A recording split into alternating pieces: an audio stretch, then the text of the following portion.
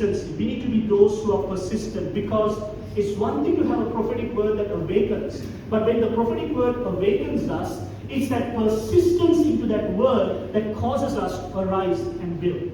Because it goes on to say how in verse 2 we are told that they began to, says they rose up and began to build the house of God which is in Jerusalem, and the prophets of God were with them, helping them. Let me encourage you. There's a wonderful assurance that God will be with us when we are willing to be with what God is asking us to do. We cannot claim God's promises if we don't walk with the Lord. Every promise of God, read the scriptures. Show me a single promise in the Bible that is without a condition. God's love is unconditional. His promises aren't. His promises requires me to partner and surrender to a principle, to an instruction, to a requirement in it, if I want the reward and the assurance that God is going to bring through it. See, the prophets represented God. Priests in the Old Testament represented the people before God.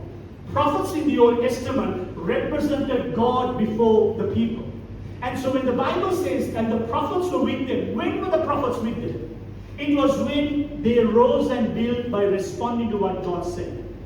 You know what? The prophets represented God being with the people. That is why when King Saul was rejected by Samuel in 1 Samuel 15, Saul pleaded with Samuel, please, don't leave me and go away. At least for this last time, come and honor me before the elders. Honor me before the leaders and worship the Lord with me for this one time. Why did Saul want that? Because a prophet being beside someone in the Old Testament meant that God was beside them.